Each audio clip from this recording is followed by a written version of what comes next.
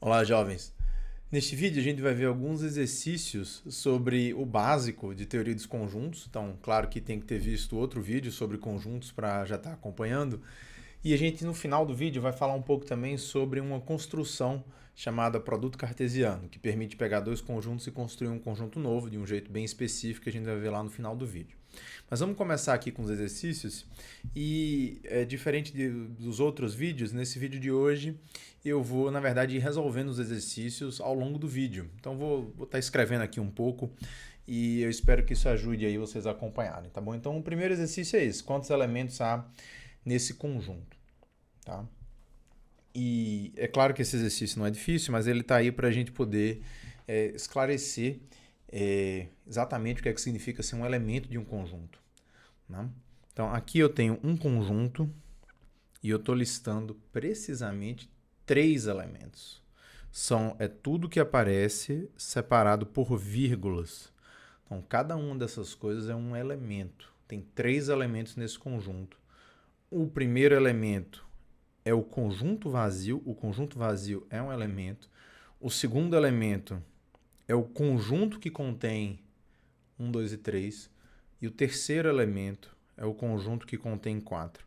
Para que fique ainda mais claro, 4 não é um elemento desse conjunto. Tá? Quem é um elemento desse conjunto é o conjunto que contém 4. Aí sim. Para que fique bem claro, 3 não é um elemento desse conjunto. Tampouco o conjunto que contém 3 é um elemento desse conjunto. Na verdade, o único elemento que tem ali é o 1, 2, 3. Esse sim é um elemento desse conjunto. Então, isso é muito importante, essa compreensão de que elementos de conjuntos não precisam ser números, podem ser conjuntos que contêm coisas, e é bom a gente ter essa clareza. A resposta aqui, claro que é 3. Há 3 elementos nesse conjunto. Vamos passar para a segunda pergunta. Expresse cada um dos conjuntos abaixo utilizando notação matemática.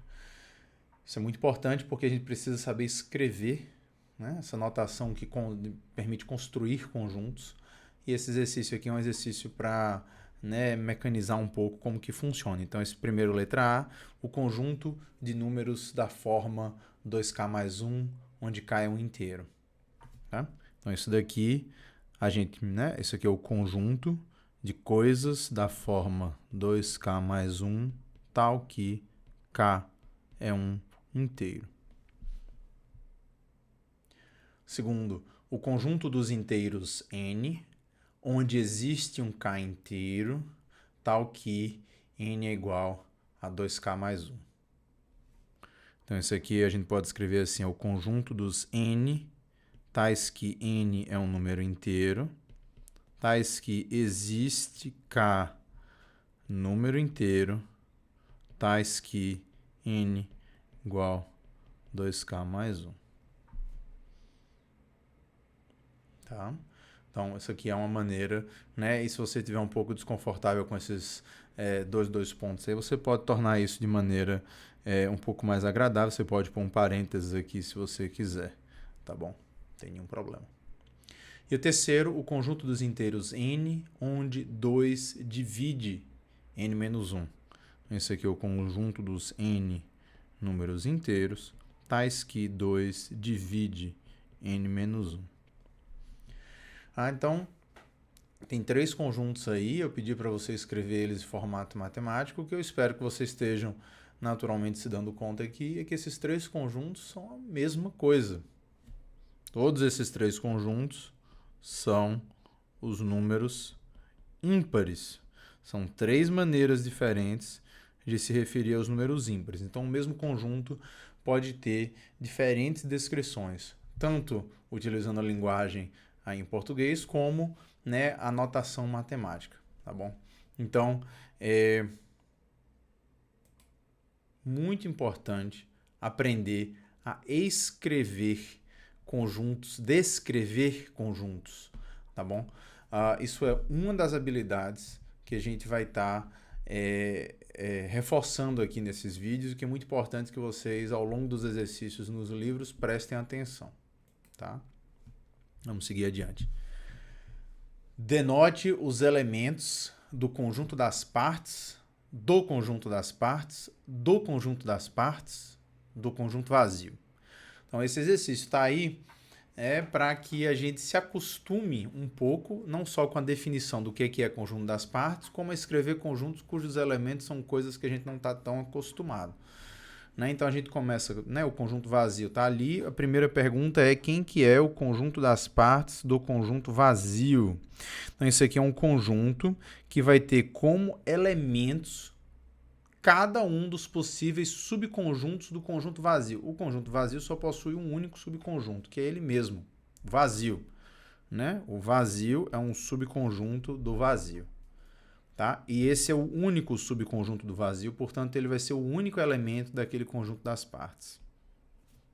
Isso aqui é o conjunto que contém o conjunto vazio como elemento. Tá bom? Uma outra maneira, eu estou aqui já utilizando essa notação do conjunto vazio, mas eu também poderia, equivalente falar que o conjunto das partes do conjunto vazio é o conjunto que contém o conjunto vazio como elemento. Isso aqui também seria a mesma coisa, tá bom? A segunda pergunta é agora quem que é o conjunto das partes do conjunto das partes do conjunto vazio. Ou seja, olhando para esse conjunto aqui, que é um conjunto que contém um elemento, quais são todos os subconjuntos dele? Bem, o vazio sempre é um subconjunto de qualquer conjunto. Então, com certeza, um dos elementos é o vazio. E este conjunto aqui em cima, ele contém um elemento. Então, ele tem um outro subconjunto que é ele próprio. Todo conjunto é um subconjunto de si próprio. Né? Então, aqui eu vou colocar o conjunto que contém o vazio como elemento, também é um elemento do conjunto das partes, do conjunto das partes do vazio. Tá bom? Espero que não esteja muito confuso. Agora a gente vai passar para a pergunta final, que é quem que é o conjunto das partes do conjunto das partes do conjunto das partes do conjunto vazio. Tá? Então agora já ajuda um pouco se a gente souber quantos elementos vai ter aqui. E no vídeo anterior a gente viu que o conjunto das partes, se eu tenho um conjunto A que possui n elementos, o conjunto das partes de A vai possuir 2 elevado a n elementos. Tá? Esse conjunto tem 2 elementos, logo o conjunto das partes dele vai ter 2 elevado a 2 elementos, que dá 4. Então, eu preciso escrever aí um conjunto que contém 4 elementos. Certamente, um dos subconjuntos desse conjunto é o conjunto vazio. Ele é subconjunto de qualquer conjunto, independente do que está escrito aqui dentro. Então, esse é um dos elementos que a gente vai ter. Aí agora a gente já começa a pensar quem são os outros subconjuntos. O próprio conjunto sempre é um subconjunto de si mesmo. Então, eu posso até copiar logo aqui, exatamente o que está aqui dentro.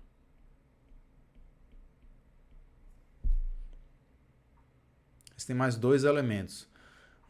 Esse conjunto tem 2 elementos. E ele tem subconjuntos que são subconjuntos que contêm cada um dos elementos. Então, para este elemento, eu tenho o conjunto que o contém. E para este elemento, eu tenho o conjunto que o contém. Pronto. Escrevi aqui 4 elementos, que são todos os subconjuntos desse cara. Tá? Espero que tenha ficado claro. Eu sei que, obviamente, se a pergunta tivesse pedindo para você fazer mais um conjunto das partes aí, você ia ter que escrever um conjunto com 2 elevado a 4, 16 elementos. Ia ficar, naturalmente, bastante confuso.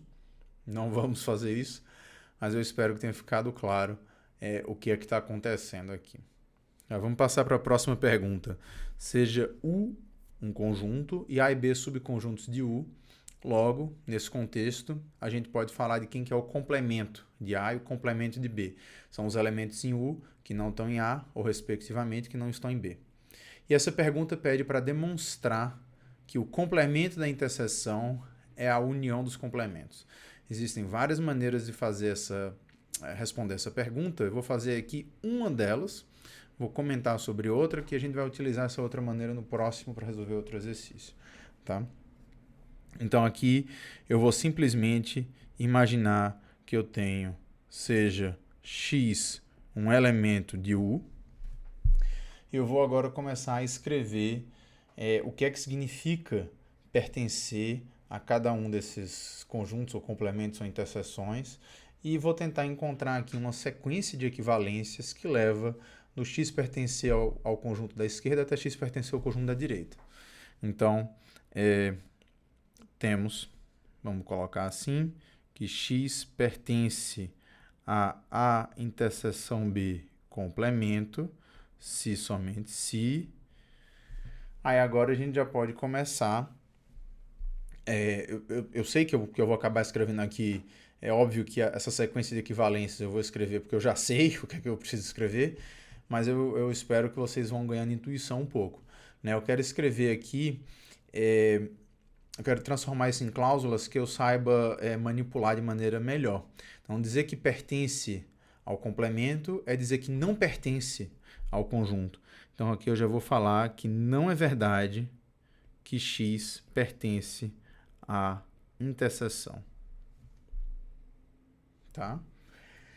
Dizer que x pertence à interseção, como vimos no vídeo anterior, é dizer que x pertence a A e x pertence a B.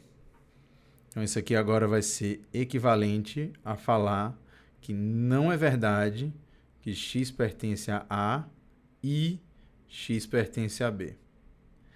E agora a gente chegou numa situação muito confortável, porque a gente já aprendeu em um vídeo lá atrás, toda vez que a gente tem a negação de uma proposição, que é uma conjunção de duas proposições, a gente sabe fazer isso utilizando uma lei de De Morgan. Isso aqui agora vai ser equivalente a falar que não é verdade que x pertence a A ou não é verdade que x pertence a B.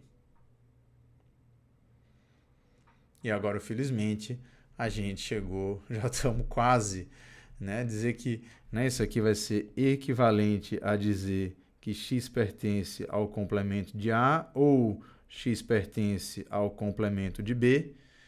E se você tem pertencimento em dois conjuntos, uma disjunção, como a gente está vendo aí, isso é a mesma coisa de dizer que x pertence à união. Isso aqui é equivalente a dizer que x pertence a A união B.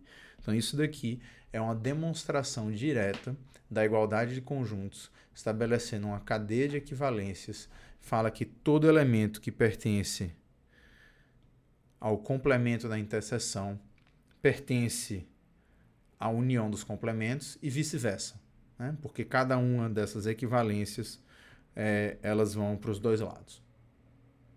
Tá bom? Então, isso é uma demonstração absolutamente aceitável.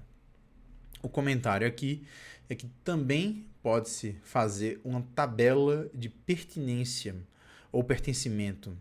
Tá? O que é que eu quero dizer com isso? Acho que eu já vou fazer aqui esse exemplo. Então, claro, como isso aqui está registrado, eu vou apagar e vou agora fazer uma tabela. E essa tabela vai ser a seguinte. Eu vou imaginar que eu tenho aqui o conjunto A, eu tenho aqui o conjunto B, tá? E eu vou fazer aqui uma tabela exatamente como a gente fazia aquelas tabelas da verdade. Eu vou dizer que um elemento sim pertence a A, sim pertence a A, não pertence a A, não pertence a B, sim, não, não. Existem 4 possibilidades para um elemento pertencer ou não pertencer a esses dois conjuntos. E agora eu vou escrever o que é que significa pertencer aos complementos, às interseções, etc. Então, dizer que um elemento pertence à interseção, ele só pertence à interseção quando pertence a ambos. Ops, perdão.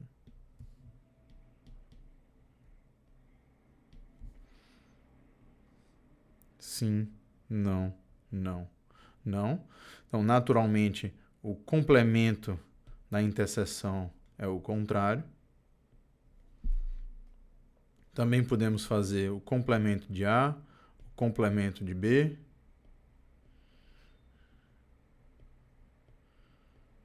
E podemos fazer a união desses complementos.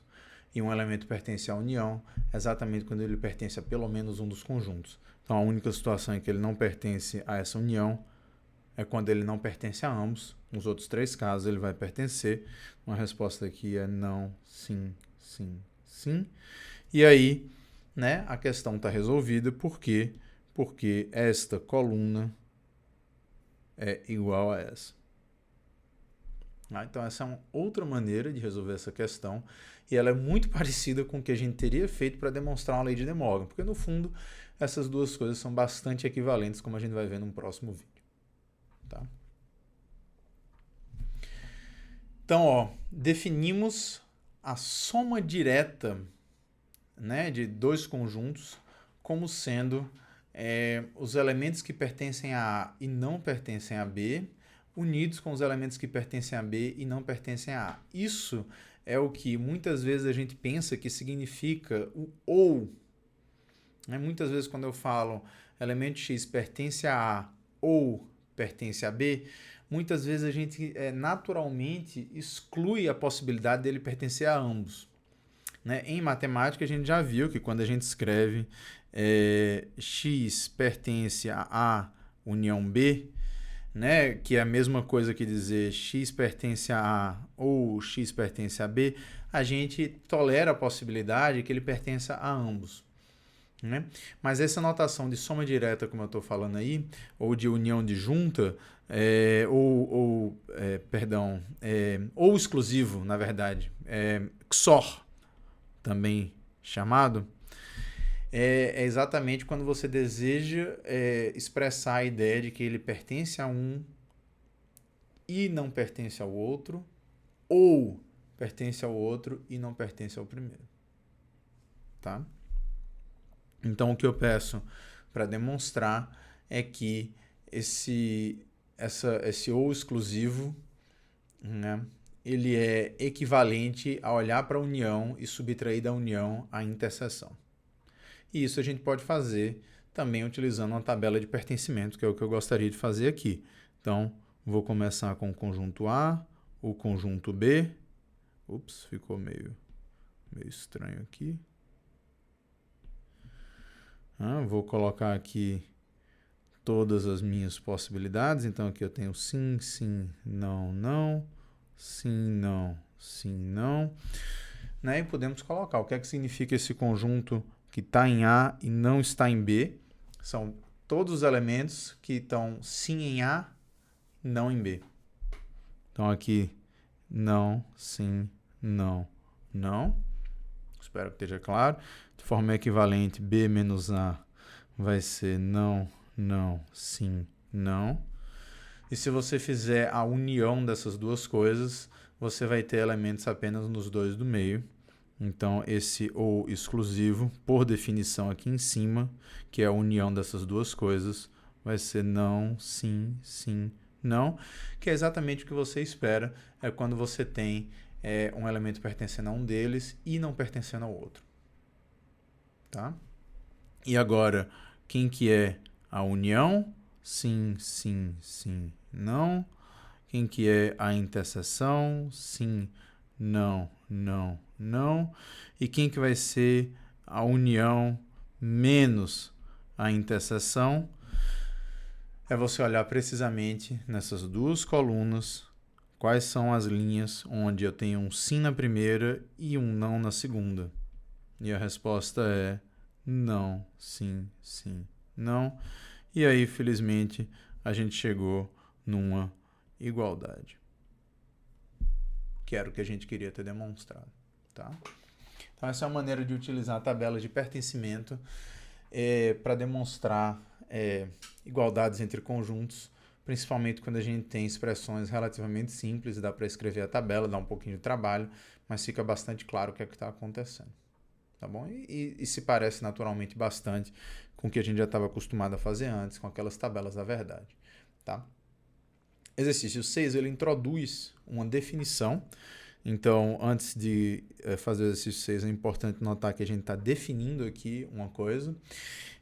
Uma partição de um conjunto A é uma coleção de subconjuntos, tais que eles têm a união igual ao vazio, também, né, podemos falar que eles são disjuntos, eles não têm interseção, perdão, falei união igual ao vazio, eu quis dizer interseção, interseção igual ao vazio. Para quaisquer dois deles, a interseção é vazia, quaisquer dois deles são disjuntos, e a união de todos eles é o conjunto A que você começou. Tá? Então, esse exercício é apenas um exercício de aprender a processar essa definição. Quais são todas as possíveis partições do conjunto que contém os elementos 1, 2, 3. Então, eu preciso escrever, né, uma partição. Cada uma das partições, eu vou colocar aqui elas, inclusive na notação de conjuntos, eu preciso colocar aqui dentro subconjuntos de 1, 2, 3, tais que quaisquer dois deles sejam disjuntos e a união de todos eles seja o conjunto que contém 1, 2, 3. Então, é sempre possível colocar aqui o próprio conjunto. Essa é a partição que contém um único elemento na partição, que é o conjunto original. Não é um caso muito interessante. O outro caso, relativamente trivial, é quando você pega cada um dos elementos do conjunto que você está olhando e coloca cada um deles dentro de um conjunto sozinho para ele. Né? Então aqui vai ficar o conjunto que contém o 1, o conjunto que contém o 2 e o conjunto que contém o 3. Esses três conjuntos, a interseção entre quaisquer dois deles é o vazio, porque não tem nenhum elemento comum aqui e aqui, por exemplo, ou aqui e aqui, ou entre esse e esse, certo? E a união desses três conjuntos é igual a esse conjunto daqui. Então, eles formam uma partição. E aqui tem mais três casos, três partições que são não triviais, digamos assim. Eu vou escrever uma delas e as outras vão ficar claro por analogia. É você fazer o conjunto que vai conter aqui um conjunto que tem dois deles e depois um conjunto que contém o terceiro separado. E é claro que aqui eu posso fazer um 2 em um, 3 no outro, ou um 3 em um, 2 no outro, ou 2 e 3 em um e o 1 no outro. Então isso aqui, na verdade, tem mais duas partições. Tá? Então essas são todas as possíveis partições do conjunto 1, 2, 3. E a pergunta que eu gostaria de fazer aqui, óbvio, você não precisa escrever, mas eu gostaria de saber quantas partições há para o conjunto que contém 1, 2, 3, 4. Essa é uma pergunta muito interessante porque vocês vão ser capazes de resolver, porque esse conjunto 1, 2, 3, 4 é pequeno.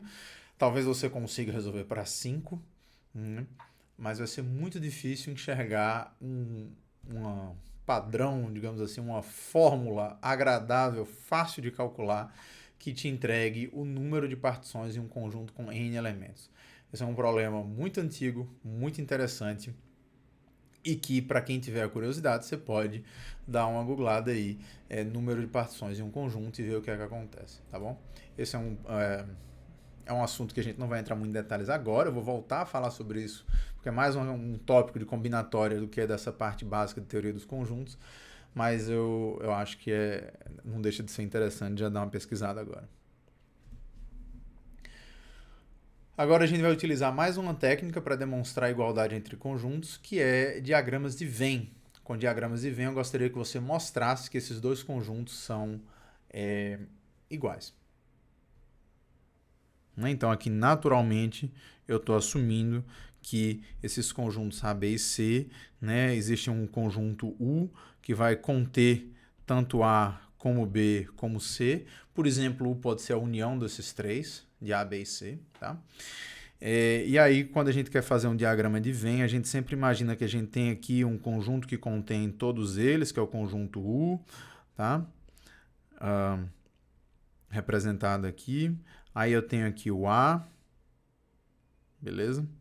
E aí agora eu já vou fazer o B e o C, tá bom? Eu posso até dar uma centralizada aqui para ficar mais legal. Nem precisava ter escrito U, mas é sempre bom ter essa ideia. Aqui eu tenho o A, o B e o C. E eu vou logo copiar essa figura, porque eu vou usá-la aqui embaixo também. E aqui em cima também. Tá? O que é que nós vamos fazer? Nós vamos fazer quem que é o A interseção com B união C. Primeiro, nessa figura, quem que é o B união C? B união C é todo mundo que está em B e mais todo mundo que está em C. Tá? Então, isso é B união C. Quem que é o A? Naturalmente, todo mundo que está em A. E aí, a interseção são precisamente aquelas regiões que estão tanto em A como em B união C. Então, é claro que a resposta aqui como que eu posso fazer? Eu vou apagar.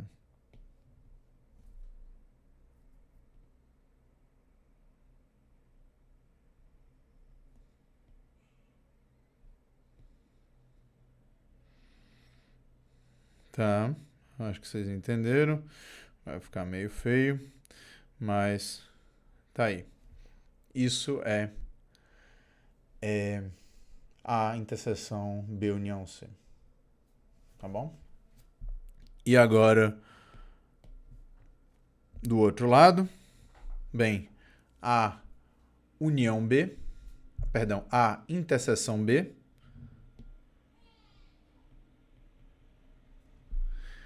A interseção C e a união dessas duas coisas é exatamente o que já está pintado aí. Nota que deu igual. Ambos esses conjuntos são iguais a esse pedacinho aqui, tá bom? E embaixo, essa pergunta aí, e é verdade que a união B interseção C é igual à união B interseção à união C? Bem, novamente a gente pode fazer um desenho semelhante. Quem que é o A? O A está aqui. Quem que é o B interseção C? B interseção C. E a união é exatamente o que está tudo já desenhado aí. Então, a união desses dois conjuntos é exatamente igual a isso. E do outro lado, quem que é o A união B? A união B. Quem que é o A união C?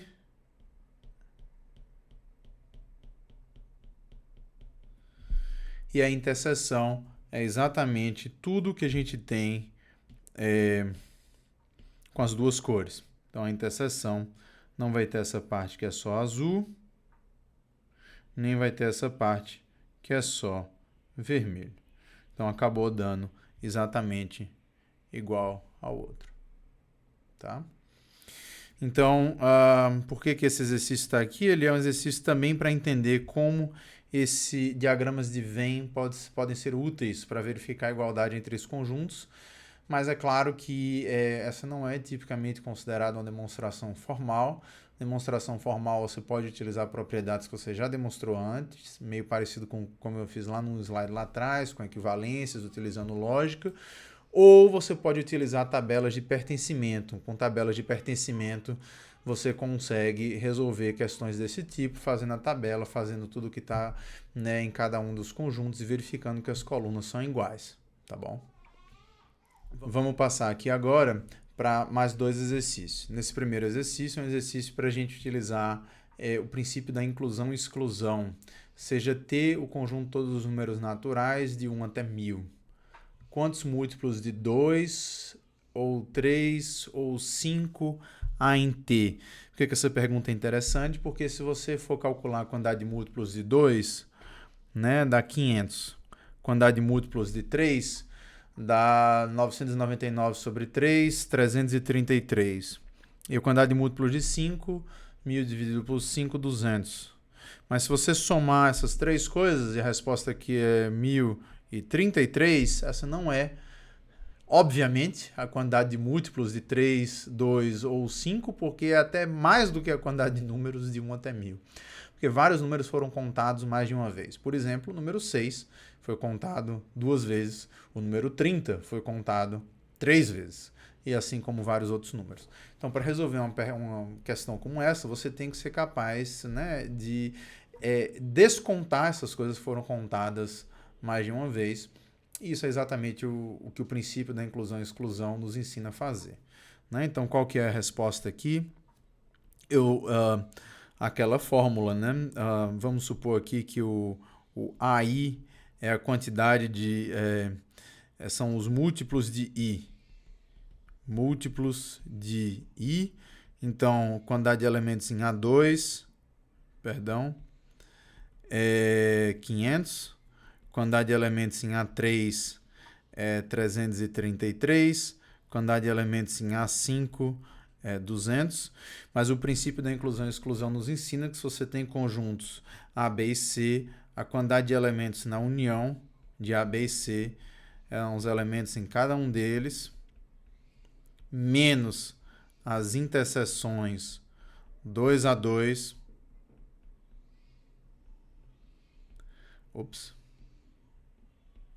Mais a interseção dos três. Por quê? Porque ao somar, você está contando algumas interseções mais de uma vez, aí você começa a descontar algumas interseções, mas aí você acabou descontando muitas vezes os elementos que estão nos três. Os elementos que estão nos três foram contados uma vez aqui, uma vez aqui, uma vez aqui, descontados uma vez, então precisam ser contados mais uma vez. E aqui, felizmente, a gente sabe que se você tem números que são múltiplos de 2 e de 3, ao mesmo tempo, esses números são os múltiplos de 6, precisamente. Né? Então, a gente tem uma boa expressão de quem que é essas interseções.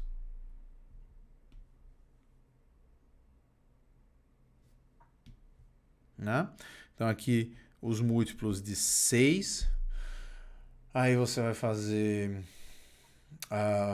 o que? 996 dividido por 6 vai dar 332 dividido por 2, que dá 166. Tem 166 múltiplos de 6. Os múltiplos de 15, você vai fazer 990 dividido por 15, que dá 330 dividido por 5. Né, os múltiplos de 15 dá 66.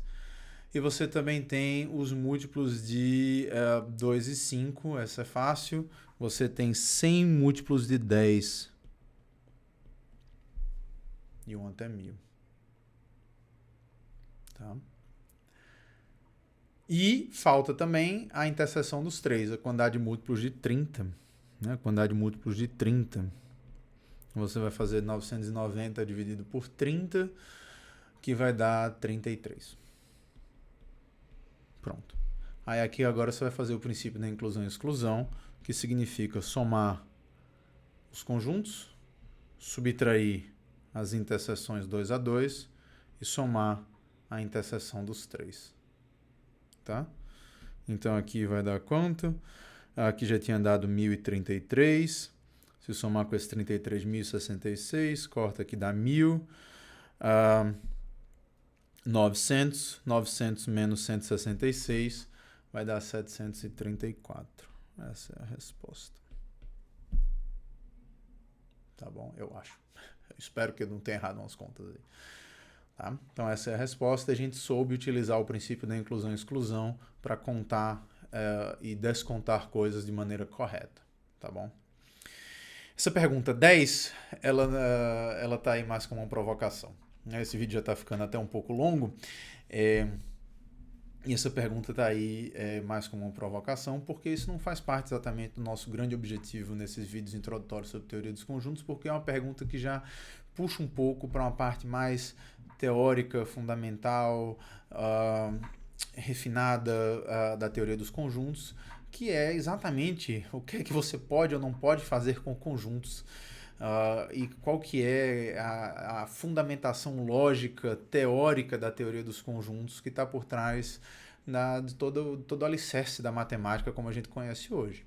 Mas eu deixei ela de toda forma só para a gente pensar um pouco como nem tudo pode ser simples dentro da teoria dos conjuntos, pode ser ingênuo.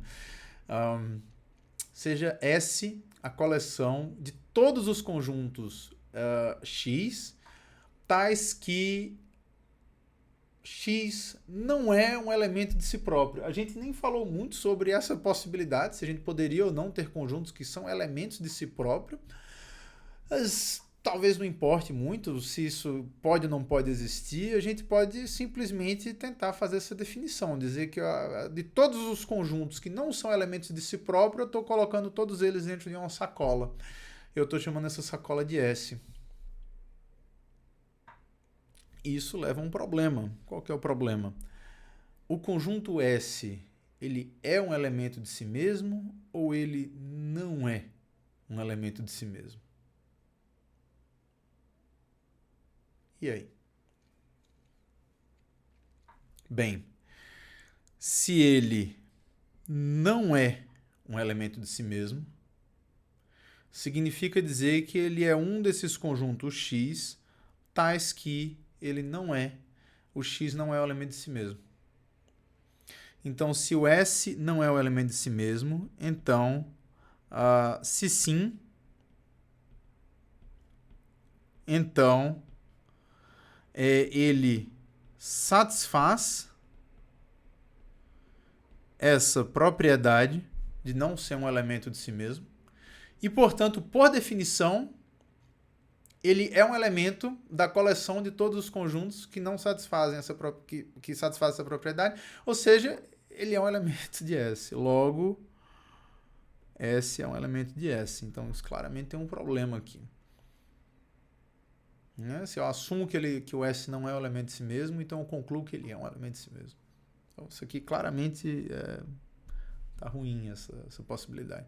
Bem, e aí a gente tem essa ideia que é difícil imaginar uma teoria dos conjuntos onde você tenha uma situação em que, olhando para um conjunto e olhando para um elemento, você não possa decidir se esse elemento é ou não elemento, se esse objeto é ou não elemento do conjunto. Então, se S não é, e aqui a gente tem claramente uma contradição, então a gente conclui que essa hipótese era uma hipótese ruim, então a gente já tem que, na verdade, começar assumindo que S é um elemento do conjunto S, mas aí a gente tem um problema, porque S é a coleção dos conjuntos, precisamente dos conjuntos que não são elementos de si mesmo. Então, se o S é um elemento de S, portanto, ele não é um elemento e, portanto, ele não satisfaz a propriedade de não ser um elemento de si mesmo, ele não pode pertencer à coleção dos conjuntos que satisfazem essa propriedade. Eu sei que é um pouco confuso, pare e reflita um pouco. Conclusão aqui, se sim, então S não satisfaz essa propriedade, logo, ele não pode ser um elemento da coleção dos conjuntos que satisfazem essa propriedade. Novamente, uma contradição. Isso aqui é conhecido como o paradoxo de Russell. Se você permite definir conjuntos simplesmente falando que você tem a coleção de coisas que satisfazem e você escreve uma propriedade qualquer, você consegue definir um conjunto em que você tem esse problema. Em que você não consegue decidir algo a respeito de um elemento pertencer ou não a esse conjunto. Tá?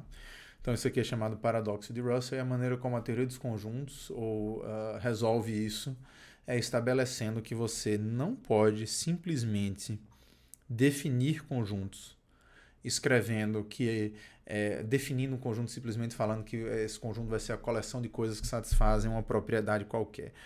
Existem restrições sobre que tipos de propriedade você pode colocar aqui dentro.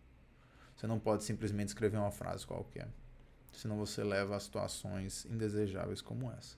Então, se você achou isso aqui muito doido, e um pouco, se é a primeira vez que você está vendo isso, recomendo que você dê uma pesquisada sobre o paradoxo de Russell, sobre a axiomatização da teoria dos conjuntos, em particular sobre os axiomas de Zermelo Fraenkel. Eu espero que eu acerte aqui, talvez esteja faltando uma letra. Também chamados do ZFC. É o sistema axiomático que define conjuntos e que fala exatamente o que é que você pode fazer quando você está inventando conjuntos. E claramente você não pode inventar um conjunto como eu fiz aí, dizendo que é uma coleção dos conjuntos satisfazem uma propriedade estranha como essa, porque aí você chega em problemas, tá bom? Vou deixar essa provocação. Existe um conjunto que contém todos os conjuntos? Existe esse conjunto universal que contém tudo? Todos os elementos possíveis? Aí você pode pensar, olhando para essa pergunta 10, se esse conjunto que contém todo mundo existisse, ele contém tudo. Esse S aqui seria o quê? Seria um subconjunto dele. Qual que seria o problema aí? Pense um pouco, mas tudo isso está bem descrito. Obviamente na literatura, e se você achou isso muito legal, assim como eu, você vai ter aí uma boa leitura para fazer. Esse vídeo já está um pouco longo, mas eu vou continuar, porque o plano era falar um pouco sobre o produto cartesiano. Vai ser rápido aqui agora. O produto cartesiano ele é definido como um conjunto de pares ordenados. Então, antes de falar o que é o produto cartesiano, eu vou falar o que é um par ordenado. Se você tem dois elementos A e B, o par ordenado, parênteses, A, vírgula, B, fecha parênteses, é um conjunto que contém A e B e a ordem importa. Então, se você deseja expressar conjuntos onde a ordem dos elementos ela é importante, você utiliza essa notação de par ordenado. Aqui é expresso que o elemento A ele é o primeiro, o elemento B é o segundo. Então que fique bem claro, esses dois pares ordenados são diferentes. São entidades diferentes. E dado dois conjuntos A e B, a gente pode definir o produto cartesiano como sendo a coleção de todos os pares ordenados, e aqui novamente a ordem importa, se A está escrito primeiro e B está escrito depois, são todos os pares ordenados onde o primeiro elemento vem de A e o segundo elemento vem de B. Tá? E aqui, em algum momento eu posso ter dito que teoria dos conjuntos é suficiente para descrever toda a matemática. E aqui eu já estou agora utilizando uma construção nova, E quando eu falei de conjuntos, eu falei que você não podia estabelecer ordem dentro de conjuntos. Então, uma coisa interessante é notar que utilizando apenas conjuntos, você consegue codificar um par ordenado. Ou seja, eu consigo olhar para esse cara e escrever aqui um conjunto mesmo e colocar alguns elementos aqui dentro, sei lá como, de modo que se eu pegar esse cara e utilizar a mesma regrinha, essas duas coisas vão dar diferente.